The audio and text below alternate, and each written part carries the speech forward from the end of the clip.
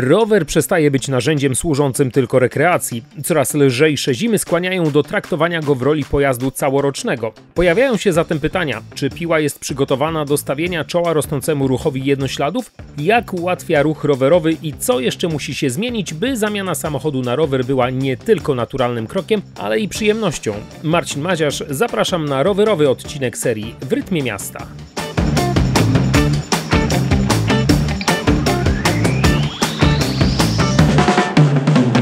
Piłę przecina 69 km dróg rowerowych i pieszo-rowerowych.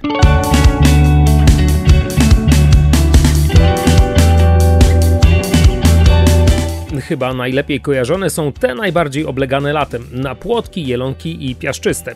No i oczywiście na Wyspę i wzdłuż Gwdy, choć tu ruch rowerowy trwa już przez cały rok.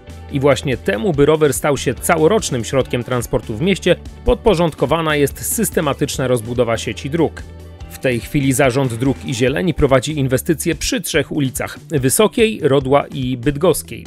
Łącznie powstaną przy nich ponad 2 km dróg rowerowych, przy czym ponad połowa wzdłuż Bydgoskiej. Prace trwają też przy Okulnej oraz przy Przemysłowej, wzdłuż której jeszcze w tym roku gotowe będzie ponad 800 metrów bezpiecznej, oświetlonej drogi rowerowej. Połączy ona istniejącą drogę kończącą się przy cmentarzu z ulicą Motylewską. W planach jest przedłużenie jej aż do Motylewa. W ten sposób południowe osiedle Piły zostanie połączone rowerowo z resztą miasta.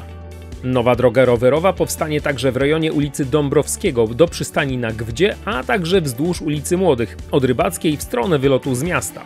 Na etapie przedprojektowym są w tej chwili drogi na częściowo polnym dziś odcinku ulicy Kazimierza Wielkiego, aż do Alei Niepodległości, a także wymagająca przebudowy ulica Jastrzębia na Motylewie.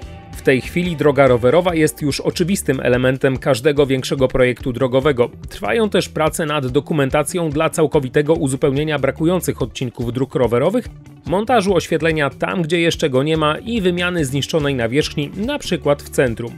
Środki na ten cel będą pochodzić z programu Zintegrowanych Inwestycji Terytorialnych dla Subregionu Pilskiego od roku 2022.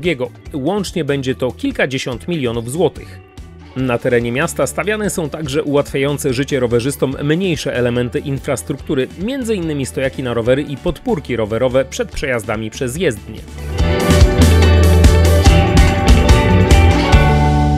Rower staje się też coraz lepszym środkiem transportu dla osób mieszkających poza Piłą, które dojeżdżają tu na przykład do pracy.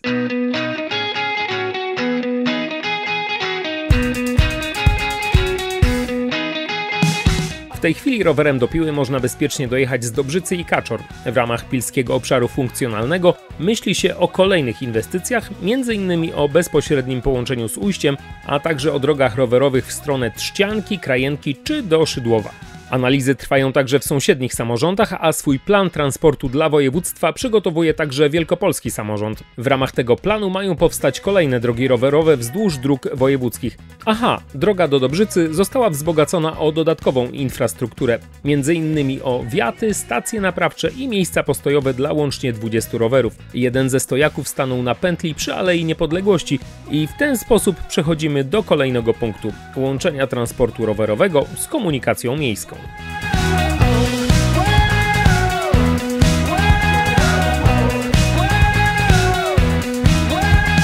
W tak zwanym małym centrum przesiadkowym przy ulicy 1 Maja powstały miejsca do zaparkowania 24 rowerów. Można tu wsiąść m.in. do autobusów 2 z 3 najbardziej obleganych linii, Trójki i Piątki.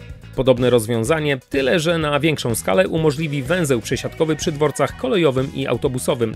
Tu oprócz autobusów miejskich będzie można przesiąść się także do autobusów obsługujących linie pozamiejskie, lokalne i regionalne.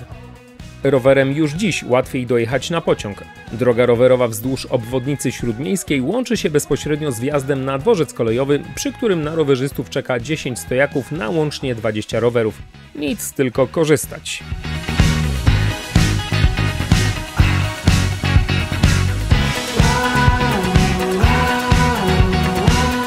Z rowerów chętnie korzystają uczniowie pilskich szkół.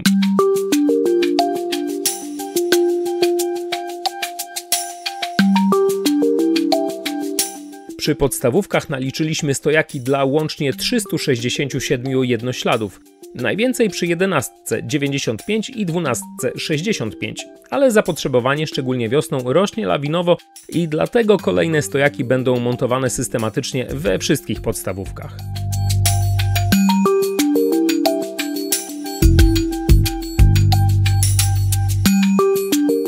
Szkoła podstawowa to także miejsce, w którym uczniowie mogą uzyskać kartę rowerową. Ten nieco zapomniany już dokument jest zaświadczeniem o odbyciu kursu podstawowych zasad ruchu drogowego i zdaniu egzaminu, co wpływa na poprawę bezpieczeństwa młodych użytkowników dróg.